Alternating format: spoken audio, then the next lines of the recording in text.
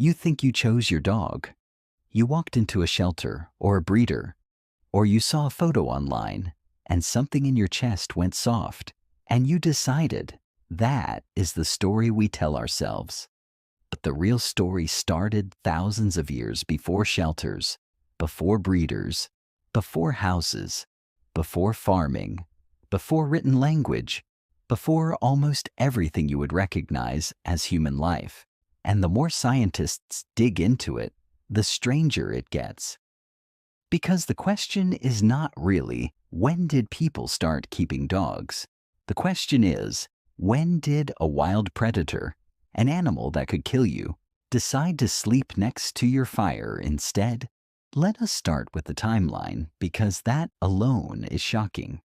The dog was the first animal humans ever domesticated. Not the cow, not the sheep, not the horse. The dog came first, and it came first by a staggering margin. Every other domesticated animal was tamed after farming began, roughly 10,000 years ago, when humans settled down and needed livestock. But dogs were already curled up beside hunter-gatherers who owned nothing, grew nothing, and moved constantly.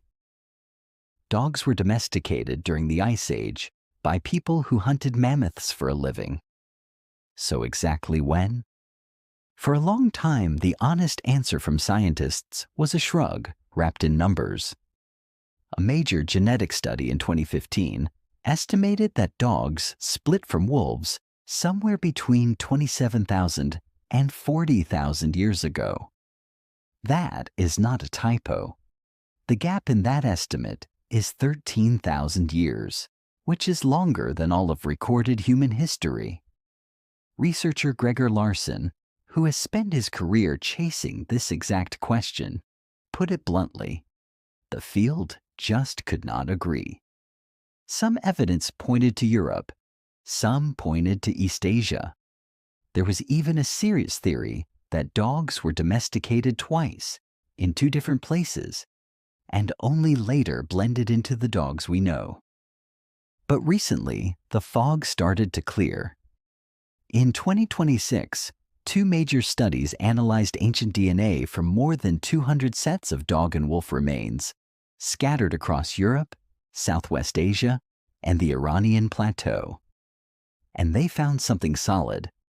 By around 14,000 years ago, genetically stable dog populations, animals that were clearly dogs and no longer wolves, were already living among humans across a huge stretch of the ancient world. The oldest confirmed one in both studies came from a cave called Kessler Lock in Switzerland. Radiocarbon dated to about 14,200 years ago. These were not wolves hanging around a campsite. These were established, spreading, distinct populations of dogs. Which means the actual moment of domestication happened well before that, deep in the Ice Age, before humans had invented a single field of wheat.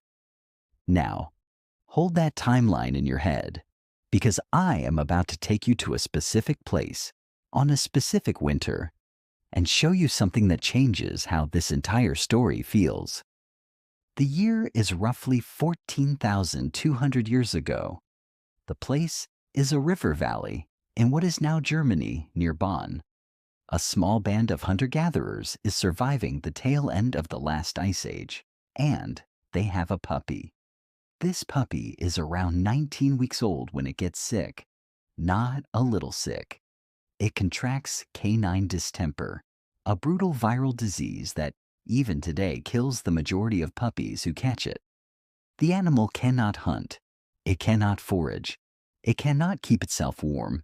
It cannot reliably keep down food or water. In the wild, an animal this sick dies within days. It becomes prey. It is left behind. This puppy was not left behind. We know this because of a Leiden University veterinarian named Luc Janssens, who re-examined the puppy's remains a full century after they were first dug up in 1914. Looking at the teeth under high-resolution imaging, He read the disease like tree rings. The enamel recorded the illness in bands, showing not one, but multiple bouts of severe sickness stretched across weeks. And here is the thing that stopped researchers cold. For that puppy to survive those weeks, someone had to keep it warm. Someone had to clean it, constantly, of everything a sick animal produces. Someone had to hand feed it and give it water. Someone had to shelter it and protect it from the cold and from other predators. For weeks, during an ice age, when they had no medicine, no idea what the disease even was, and no practical use for a puppy that could not work or hunt. They did it anyway. And when the puppy finally died, they did not discard the body.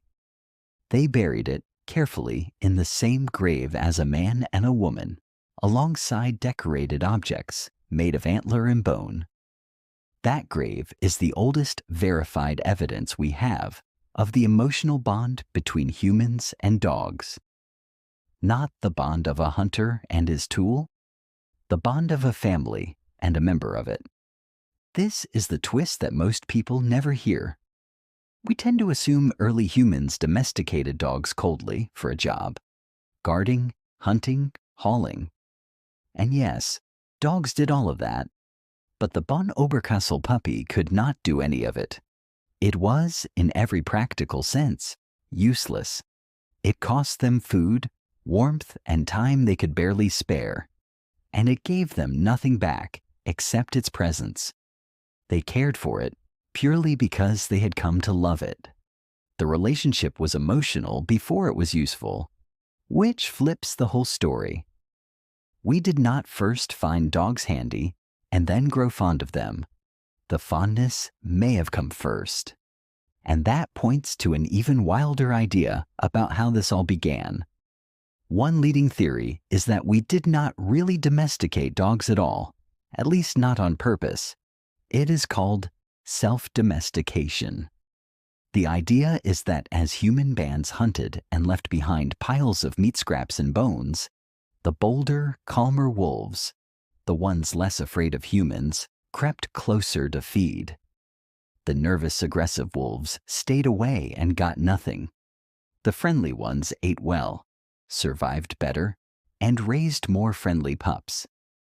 Generation after generation, the wolves that could tolerate us and eventually charm us outcompeted the ones that could not. In a sense, wolves may have tamed themselves by choosing to be near us, and the friendliest of them slowly turned into something new. So the answer to when did prehistoric people begin domesticating dogs is layered.